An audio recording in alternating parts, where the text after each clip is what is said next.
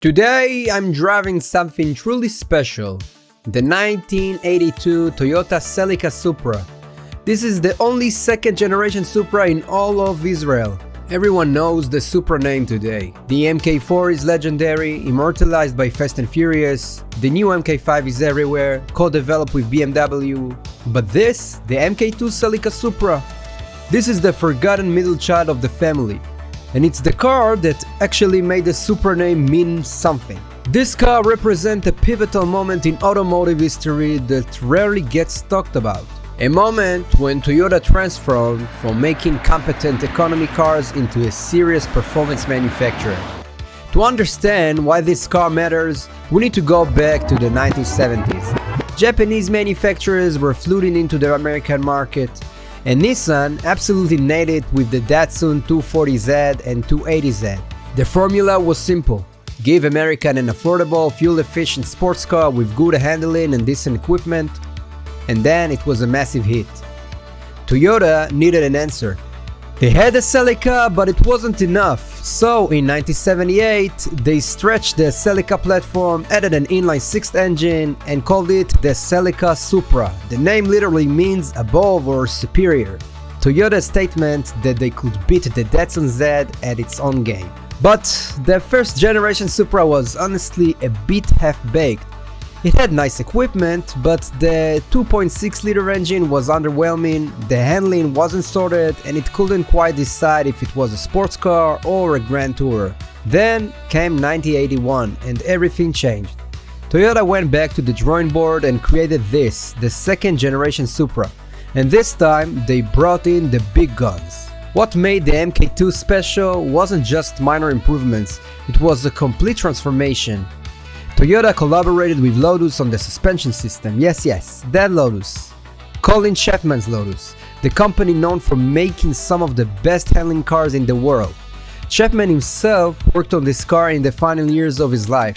And here you got the results: an independent suspension on all four wheels, a massive upgrade from the MK1s. This wasn't just better, it was world class. Then there was the engine. The new 2.8-liter inline-six was co-developed with Yamaha, featuring a dual overhead cam design when most cars still had a single cam. It produced around 150 horsepower, which doesn't sound like much today, but in a car weighing just 1300 kilograms, it was more than enough. This specific car is an L-type, the luxury type. Americans could choose between this or the P-type, the performance model, which came with a limited slip differential, wider wheels, and more aggressive styling. The L-type, like this one, offered an automatic transmission option and more comfort-focused equipment. But even without the LSD, I'm talking about the rear axle, the handling is absolutely fantastic. Step inside and you realize just how ahead of its time this car was. That digital instrument cluster, in 1982, most cars had basic analog gauges. The Supra had a fully digital display that could switch between miles and kilometers, showed your fuel range, calculated time to your destination based on your average speed, and you also had instantaneous fuel consumption. There is automatic climate control, not temperature, but just the fan speed. And here is my favorite detail. You got here air vents aimed at your thighs, both driver and passenger. I cannot tell you how brilliant this is in hot climate. And I have no idea why Toyota or any other manufacturer didn't continue this feature in later cars. The seats are these wonderfully plush, supportive seats. They are comfortable for long trips, but hold you well in corners. The steering is power assist with good weight.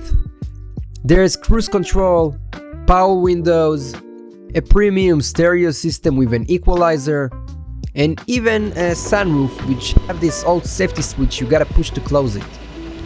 The ignition switch got that same thing as well. This wasn't just a sports car, it was a proper grand tourer with features that wouldn't feel out in place in a Mercedes of the era. That was the MK2 Supra's secret weapon. It combined performance with genuine comfort and luxury. So, what it's actually like to drive?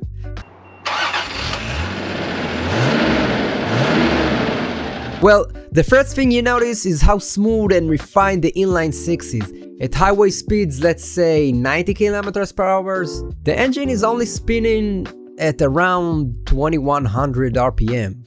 Cars from the early 2000s will be at least 2800 or 3000 RPM. Close the windows and it's absolutely quiet.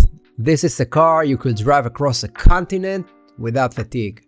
The manual transmission shifts beautifully. Short, precise, mechanical.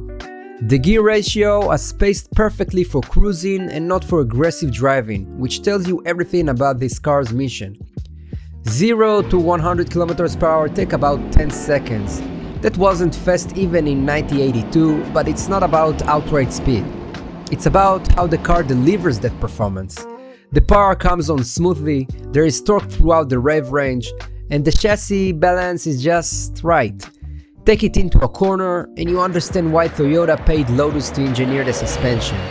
The car stays flat, turning precisely, and the steering communicates exactly what the front wheels are doing.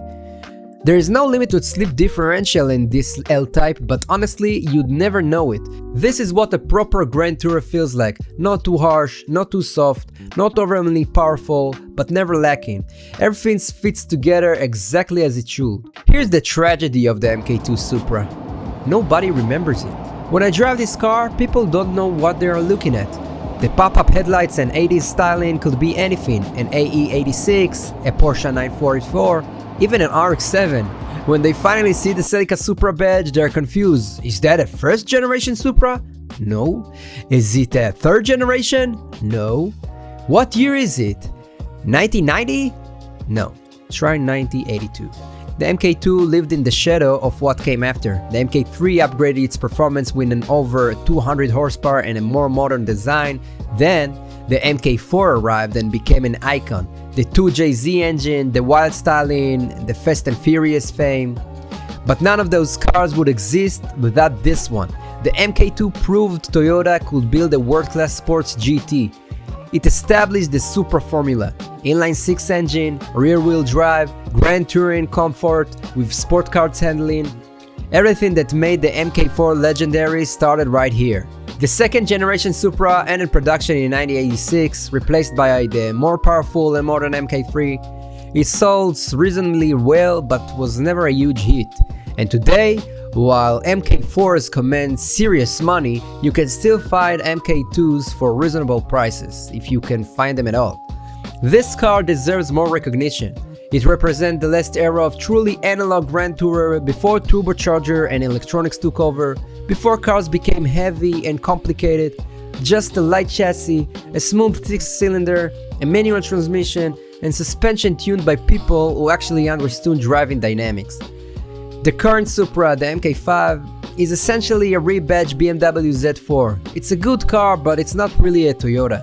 The DNA that started here with Lotus and Yamaha, the Japanese engineering philosophy that created this balanced, thoughtful Grand Tourer, that's gone. But that's what makes cars like this so special. They're a time capsule from an era when manufacturers built cars for the love of driving, not just to hit performance targets or win drag races. The MK2 Supra is the underdog that deserves respect. Not because it's the fastest or the most powerful, but because it's the one that started it all. The forgotten Supra that made the legend possible. Thanks for watching. If you enjoyed this look at one of the most underrated cars in Toyota's history, let me know in the comments. What other cars should I cover next? Hit subscribe if you haven't already, and I'll see you in the next video.